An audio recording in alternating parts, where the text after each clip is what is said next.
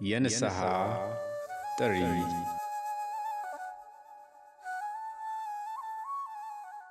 የንስሐ ጥሪ የሰው ልጆች አብዝቶ የሚወድና መጥፋታቸውን የማይሻው ፈጣሪ ከጥልቅ ፍቅሩ የተነሳ ለልጆች ዘወትር ወደ ንስሐ ይጠራቸዋል። እግዚአብሔር የሚያስደስተው የልጆቹን ደህንነት በመሆኑ ወደ ንስሐ ከመጥራቱ አይሰለችም። ሐዋርያው ቅዱስ ጳውሎስ ሰዎች ሁሉ ሊድኑ እውነትን ወደ ማወቅ ሊደርሱ በሚወደው በእግዚአብሔር መድኃኒት ፊት መልካም ደስ የሚያሰኝ ነው በማለት ፈጣሪያችን ለሰው ልጅ ያለውን ፍቅር ገልጦልናል። አንደኛ ጢሞቴዎስ ምዕራፍ 2 ቁጥር 4 የሰዎች የመዳን መሻት ብቻ ሳይሆን ወደ ንስሐ እንዲመለሱ ከቸርነቱ የተነሳ ስለ ኃጢአትን ከመቅጣትም ይታገሳል። ይህም ቅዱስ ጴጥሮስ ነገር ግን ሁሉ ወደ ንስሐ እንዲደርሱ እንጂ ማንም እንዳይጠፋ ወዷል፣ ስለ እናንተ ይታገሳል በማለት አረጋግጦልናል። ሁለተኛ ጴጥሮስ ምዕራፍ 3 ቁጥር 9 ላይ ይህም የእግዚአብሔር ትዕግስት ሰፊ ነውና የጥሪው ድምፅን የሚሰማ ሁሉ ሊጠቀምበት እንጂ የፈጣሪ ፍቃድ ነው። የሐዋርያው ቅዱስ ጳውሎስ በአቴና ከተማ በአርዮስፋጌዎስ መካከል የግሪክ ሰዎችን ሲያስተምር እንግዲህ እግዚአብሔር ያለማወቅን ወራት በኃጢአት የመኖር ዘመንን አሳልፈን አሁን በየቦታው ንስሐ ይገቡ ዘንድ ሰው ሁሉ ያዛል ብሏል።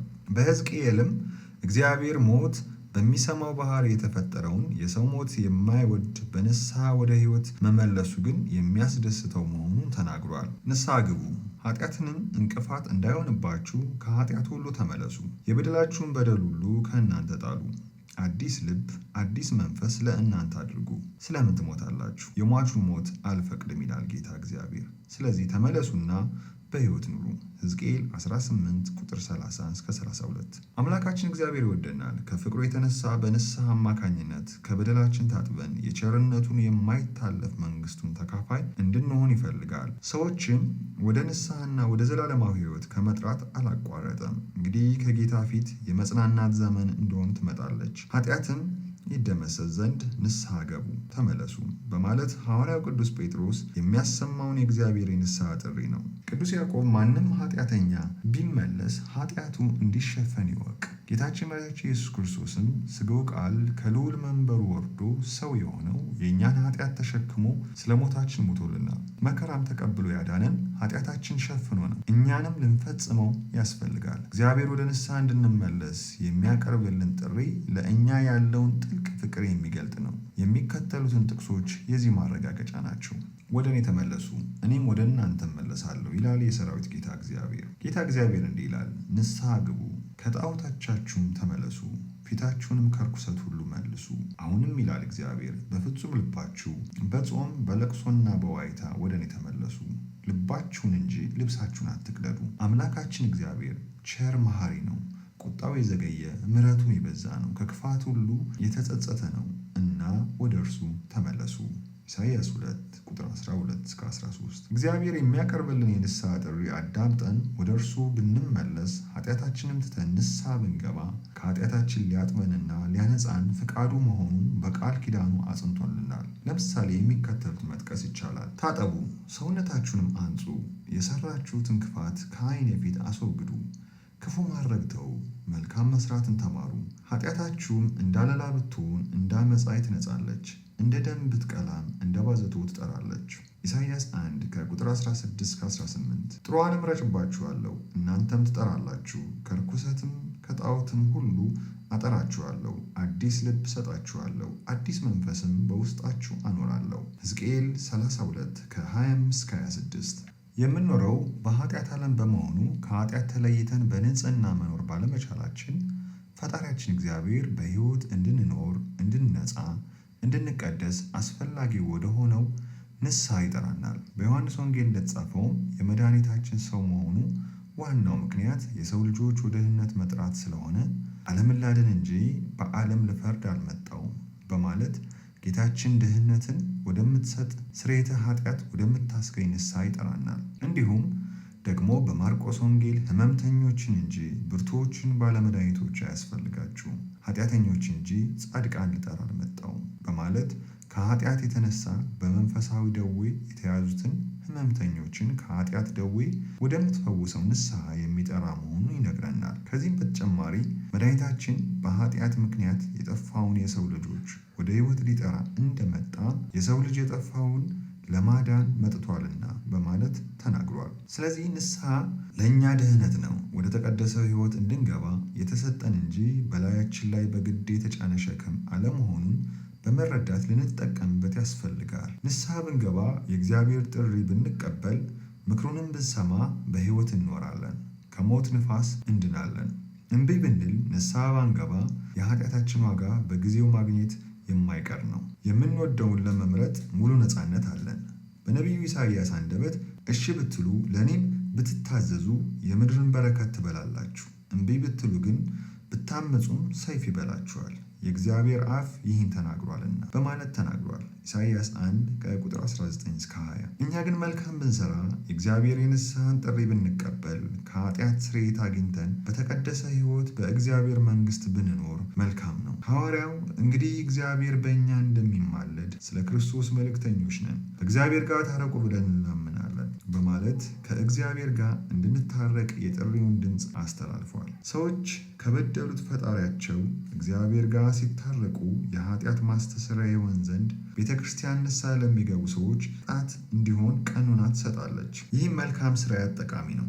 በፍቃዳችን ይሁን እግዚአብሔርን በተለያዩ መንገድ አስታውቀን ንስሐ ብንገባ፣ በማንኛውም መንገድ ብንፈጽመው ቀኖና ወይም ስለ ኃጢአት የምናቀርበው መንፈሳዊ ቅጣት ጠቃሚ ነው። ስለዚህም በሕይወታችን ውስጥ ንስሐና የእግዚአብሔር የንስሐ ጥሪ ፈንታ ሊሰጠው እንደሚገባ ለመጠየቅ እንግዲህ ለንስሐ የሚገባ ፍሬ አድርጉ፣ በልባችሁ አብርሃም አባት አለን እንደምትሉት አይምሰላችሁ እላችኋለሁ። ከእነዚህ ድንጋዮች ለአብርሃም ልጆች ሊያስነሳለት እግዚአብሔር ይችላል። አሁንስ ምሳር በዛፎች ስር ተቀምጧል። እንግዲህ መልካም ፍሬ የማያደርገውን ዛፍ ሁሉ ይቆረጣል፣ ወደ እሳትም ይጣላል በማለት አስገንዝቦናል። ቅዱሳንም ቢሆኑ የሚያስደስታቸው የኃጢአት ወደ ንስሐ መመለስ መሆኑን አሁንስ ለንስሐ ስላዘናችሁ ደስ ብሎናል ብሏል ቅዱስ ጳውሎስ ለቆሮንቶስ ክርስቲያኖች በጻፈው መልእክት ሁለተኛ ቆሮንቶስ ምዕራፍ 7 ቁጥር 9 ላይ። ከዚህ ሁሉ በመነሳት ሰው እንግዲህ የቤተ ክርስቲያን ቀኖና በንስሐ ለሚያገኘው ስርየት፣ ኃጢአት ድህነት ጠቃሚ ነው የምንለው። በአጠቃላይ የንስሐ ጥሪ በቅዱሳን መጽሐፍ ውስጥ ዋነኛውን ስፍራ ይዞ ይገኛል። የሐዲስ ኪዳን መግቢያም የንስሐ ጥሪ ነው። ፀሐይ ፍኖት መጥምቀ መለኮት ነቢዩ ልዑል የተባለውን ቅዱስ ዮሐንስ የስብከቱ መጀመሪያ ያደረገው መንግሥተ ሰማያት ቀርባለችና ንስሐ ግቡ የሚለውን የንስሐ ጥሪ ድምፅ ነው። ዮሐንስ 3 ቁጥር 2 ላይ። በዚህ አዋጅም መጥምቆ ዮሐንስ በንስሐ ያልተቀደሰና ያልነጻ ሰው ከእግዚአብሔር መንግሥት ርስት የሌለው መሆኑን አስረድቶልናል። እኔስ ለንስሐ በውሃ አጠምቃችኋለሁ፣ ጫማውን እሸከም ዘንድ የማይገባኝ ከኔ በኋላ የሚመጣው ግን ከኔ ይልቅ የበረታ ነው፣ እርሱም በመንፈስ ቅዱስ በእሳትም ያጠምቃችኋል እያለ የንስሐ ጥምቀትንም አጥምቋችኋል። መድኃኒታችን ኢየሱስ ክርስቶስም ስብከቱን የጀመረው በንስሐ ጥሪ ነው። ከዚህ ዘመን ጀምሮ ኢየሱስ መንግሥተ ሰማያት ቀርባለችና ንስሐ ግቡ እያለ ይሰብክ ጀመር ተብሎ ተጽፏል። ማቴዎስ 4 ቁጥር 17 ላይ። በማርቆስም ኢየሱስ የእግዚአብሔር መንግሥት ወንጌል እየሰበከና ዘመኑ ተፈጸመ፣ የእግዚአብሔር መንግሥት ቀርባለች፣ ንስሐ ግቡ፣ በወንጌል እመኑ እያለ ወደ ገሊላ መጣ ይላል ማርቆስ 1 ቁጥር 15 ላይ። ቅዱሳን ሐዋርያት ደግሞ የንስሐን ጥሪ እንዳስተላለፉት መጽሐፍ ይነግራሉ። ወጥተውም ንስሐ እንዲገቡ ሰበኩ ማርቆስ 6 ቁጥር 12 ላይ። የመጀመሪያው ንስሐ ሰባኪ ኖህ ነው። በኋላ ግን ነቢያት መስለውታል። ለምሳሌ በኢሳይያስ 1:2 ላይ፣ በሕዝቅኤል 18 ላይ የምናያቸው ነቢያት እግዚአብሔር ያስተጋቡትን የንስሐ ጥሪ ነው። የንስሐ ጥሪ ከፍ ብለን እንደተመለከትነው በወንጌል ደግሞ የበለጠ ግልጥ ሆኗል። የንስሐ ጥሪ ማስተጋባትና ሰዎች ለንስሐ መጥራታቸው የበጎ የምዕመናን ጠባቂያቸው የሆኑ የመምህራንም የሰባኪያንም የካህናትም የቤተ ክርስቲያንም የመንፈሳዊ አማካሪዎችም ተግባርና ኃላፊነት ነው። የንስሐ ጥሪ ማስተጋባት ለሰዎች ለንስሐ መጠራት የበጎች የምዕመናን ጠባቂ የሆኑ የመምህራን የሰባኪያን የካህናት ቤተ ክርስቲያን የመንፈሳዊ አማካሪዎች ተግባርና ኃላፊነት ነው። ይህም የተለያየ ቅዱሳን አበው ያረጋገጡት ሁሉ ነው። ሁልጊዜ ኃጢአትን እየሰበክ ንስሐ ግባ ቅዱስ እንጦንስ። ኃጢአት ባትሰሩ መልካም ነው፣ ኃጢአት ከሰራ ሳትቆይ ንስሐ ብትገባ መልካም ነው። ንስሐ ከገባ ደግሞ ኃጢአትን ባትመለስ መልካም ነው። ወደ ኃጢአት ካልተመለስክ ይህ እግዚአብሔር ረድኤት ቸርነት መሆኑን ብታውቅ መልካም ነው። ይህን ካወቅክ ስላለህበት ሁኔታ እግዚአብሔርን ብታመሰግን መልካም ነው። ቅዱስ ባስልዮስ። በቀን ውስጥ ባሉት 24 ሰዓታት ሁሉ ንስሐ መግባት ያስፈልጋል። ለአንድ ሰዓት እንኳን ራስህን ያልገዛህበት ቀን፣ ስለ ኃጢአት የሰበክበት ቀን፣ በበደልህ ያላሰብክበት ቀን፣ ራስህን ለማስተካከል ያልሞከርክበት ቀን ከሕይወት ዘመን ውስጥ አትቁጠረው፣ አልጠቀመህምና። ቅዱስ ይስሐቅ።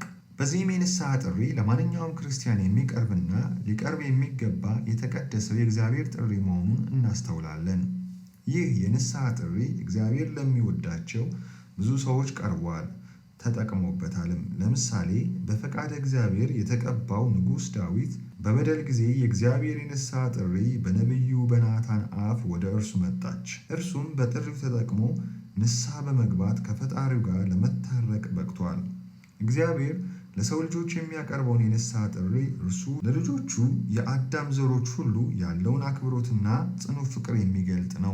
እግዚአብሔር አምላክ የሚያቀርበው የንስሐ ጥሪ ተቀብለው ምሕረት፣ ይቅርታ፣ ድህነት ሽተው ወደ እርሱ የሚመለሱትን ሁሉ ይቀበላል። ለዚህም ብዙ ምሳሌዎች መጥቀስ ይቻላል። የጠፋው ልጅ፣ 5 ባሎች የነበሯት ሳምራዊቷ ሴት፣ በጌታ ቀኝ የተሰቀለው ወንበዴ፣ በተሰቀለ ጊዜም ስለሰቀሉት የሚያደርጉትን አያውቁምና ብሎ መድኃኒታችን የጸለየው አይሁዳዊ፣ ቀራጩ ዘኬዎስ፣ ቀራጩና በኋላም ሐዋርያ የሆነው ማቴዎስ የተባለው ሌዊ። የሚከተሉት የጌታችን አባባል ወደ እነርሱ የሚመጡትና ኃጢአተኞችን የሚቀበላቸው መሆኑን ያረጋግጣል። ወደ እኔ የመጣውን ከኔ ከቶ አላወጣውም። ዮሐንስ 6 ቁጥር 32 ላይ። ይህም ሰው ፍለጋ ዘወትር በልቦናው ደጃፍ ቆሞ በንስሐ ጥሪ ያንኳኳል። የእግዚአብሔር ቸርነት ከሰራነው ኃጢአት ሁሉ በላይ ነው። የኃጢአታችን የበደላችን ብዛት እግዚአብሔር ምሕረትና ቸርነት ጋር ስናነጻጽረው በውቅያኖስ ባህር ላይ እንደወደቀ ቆሻሻ ነው። ትንሽ ቆሻሻ ውቅያኖስን እንደማታደፈርሰውና የውቅያኖስ ባህር ራሷን ካመሟት በኋላ ንጹሕ እንደሚሆነው ሁሉ የእግዚአብሔር እኛ የምንሰራው ኃጢአት ሁሉ ሳይቆጥር በቸርነት የሚቀበል እርሱ ምሕረትን ያድነናል። ከብዙ ኃጢአት በኋላ በንስሐ ወደ እርሱ መመለሳችን መቀበሉ ለሰው ልጆች ያለውን ፍቅር የሚያመለክት ነው። ስለዚህም የኃጢአታችን ብዛት ክብደት ኃጢአታችን ለማንጻት ለድኅነት ዓለም ከፈሰሰው የክርስቶስ ደም በላይ አድርገን መመልከት የለብንም። ከእግዚአብሔር ፍቅር ከቸርነቱ በላይ አድርገን ማሰብ የለብንም። አንድ የቀድሞ ቅዱስ አባት እግዚአብሔር ለሰው ልጆች ያለው ፍቅር ሊያሸንፍ የሚችል ኃጢአት ከቶውን የለም እንዳሉ ኃጢአታችን ብዙ ነው ብለን ተስፋ ሳንቆርጥ የቀረበልን የንስሐ ጥሪ በማዳመጥ ወደ ፈጣሪያችን ቸሩ እግዚአብሔር ልንመለስ ይገባል።